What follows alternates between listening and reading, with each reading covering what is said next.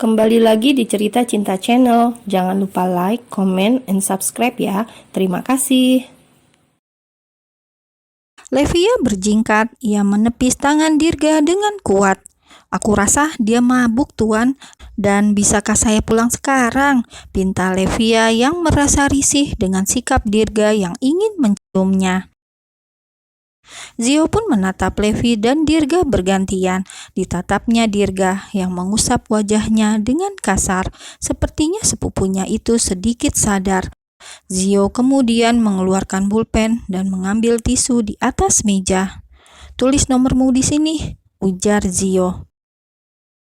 "Ponselnya masih di apartemenku. Bagaimana bisa kau menghubungi gadis ini?" sela Dirga di tengah-tengah rasa sadar dan juga mabuk. "Bicara apa kau ini? Akan aku panggil Diska. Jangan melakukan hal aneh-aneh. Semua orang pasti memperhatikan keluarga kita," terang Zio dengan nada penekanan. Levia tidak mau mendengar dua orang yang sedang berseteru tersebut, dan lagi ia sudah sangat lelah hari ini. Tanpa pamit, Levia pun berbalik dan pergi meninggalkan keduanya. "Tunggu!" Zio menyusul, sedangkan Dirga saat mau berdiri, kepalanya lagi-lagi terasa pusing, hingga datang Naomi yang sejak tadi memperhatikan keduanya. "Kalian ini lama sendirian, begitu tertarik pada gadis, tapi gadis yang sama. His!"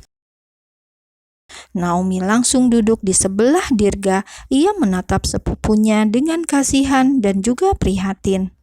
"Banyak gadis sepertinya, tidak usah rebutan. Naomi punya banyak stok seperti dia." Seketika pusing Dirga langsung menghilang mendengar ocehan Naomi yang selalu gencar mengenalkan teman-temannya hanya membuat sakit kepala Dirga lari ke perut. "Bicara apa kau ini?" ketus Dirga dengan sinis. Kemudian datang Diska, adik Dirga. Ia ikut nimbrung. "Mas, pulang yuk, aku ada kuliah besok pagi." "Dis, entah kakakmu minum berapa gelas, jangan biarkan dia menyetir." Naomi tiba-tiba khawatir. "Mas minum? Astaga!" Diska langsung menutup hidung. "Ada gosip hangat," celetuk Naomi. Alis Diska langsung ingin menyatu. "Gosip?" tanya Diska kepo.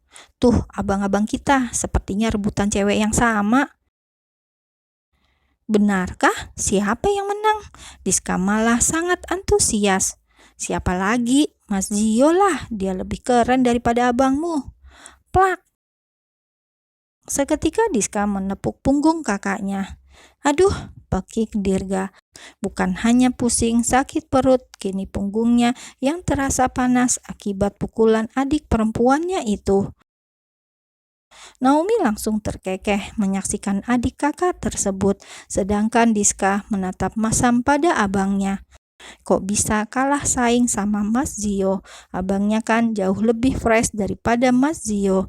Mungkin itu yang dipikirkan Diska. "Yang mana sih orangnya?" Diska makin penasaran. Ia menatap kanan kiri, memindai sekitar. "Telat kamu, sudah dibawa Mas Zio," terang Naomi sambil tersenyum tipis. "Kalian berisik," ucap Dirga, kemudian beranjak dari kursi tempatnya duduk. "Mau kemana? Sama Diska aja pulangnya," teriak anak gadis Ryan dan Jen tersebut. "Mbak, Diska duluan," pamit Diska menyusul abangnya. Sementara itu, Naomi hanya mengangguk sambil memetik buah anggur merah yang ada di meja. "Hati-hati," pesan Naomi sembari memasukkan buah yang manis masam tersebut ke dalam mulutnya. Lobi hotel. "Jangan ikuti saya, Tuan, atau saya teriak," ancam Levia yang merasa tidak nyaman karena Zio mengikuti dirinya sepanjang dari ballroom, lift, dan lobi. "Biar saya antar, sudah malam, dan lihat pakaian yang kamu kenakan." Tanpa sadar, Zio melepas jas navy yang ia kenakan. Ia memasang tepat di pundak Levia. "Pakai ini."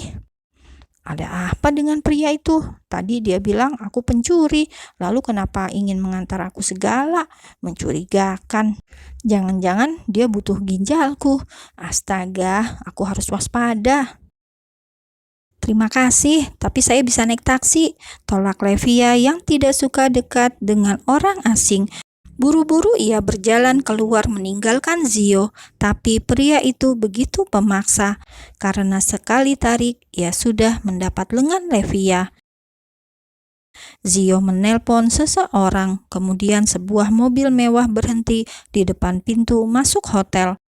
Seseorang keluar dari balik kemudi, kemudian membuka pintu untuk keduanya.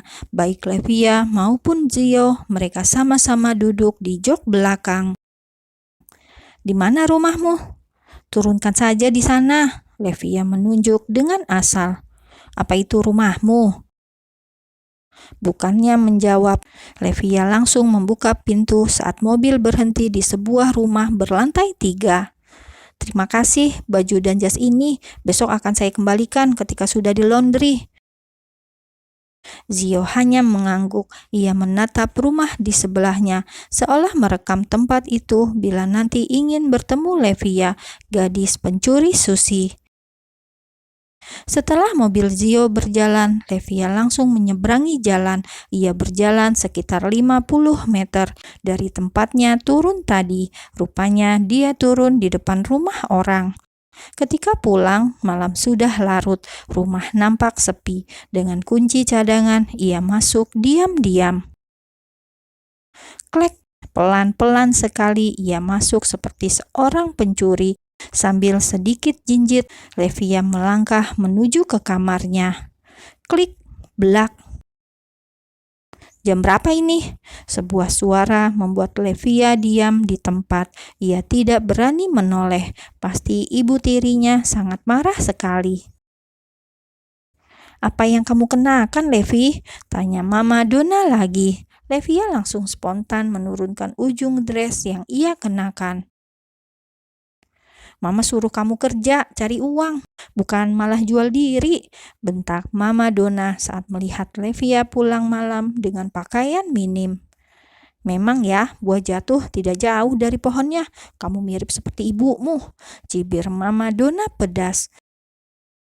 Levia hanya bisa menggigit bibirnya, menahan rasa yang membuatnya sangat sesak. Selama ini hanya Reva yang dibangga-banggakan, sedangkan dirinya selalu jadi bahan bulian sang mama sambungnya tersebut.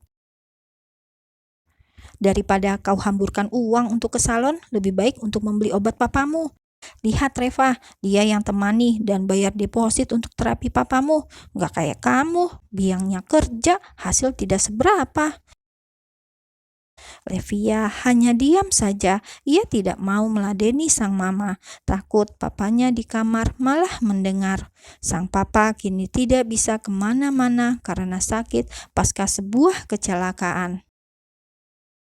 Kenapa diam saja? Awas nanti kalau kamu pulang-pulang sampai berbadan 2, Mama tidak akan segan-segan mengusir kamu dari rumah ini. Mama Donna terus saja mengintimidasi Levia yang sama sekali tidak membantah. Bisa saja ia pergi dari rumah itu, tapi Levia tidak mau. Memiliki keluarga adalah sebuah anugerah. Sering dibully saat kecil karena tidak punya ibu, menjadikan Levia bahagia saat papanya menikah lagi. Ia pikir hidupnya akan bahagia, tapi nyatanya malah seperti di neraka. Sementara itu, di kamarnya, Reva buru-buru melihat kalender. Sial, aku belum dapat. Mati aku kalau sampai mama tahu. Om Pram belum cerai dari istrinya. Kalau mama tahu aku ada main sama sutradara itu, bisa hancur karir aku. Semoga ini hanya karena stres. Semoga besok segera Reva komat kamit berdoa agar tidak hamil. Karena belakangan ini ia lupa minum pil dan Om Pram kekasih gelapnya yang selama ini jadi sponsor Reva di dunia modeling dan perfilman acap kali tidak pakai pengaman. Di depan kamar Levia, Lihat Reva, contoh dia, jaga martabat sebagai wanita meskipun dia model.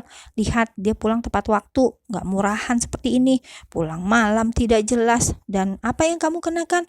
Mama rasa kalian memang mirip.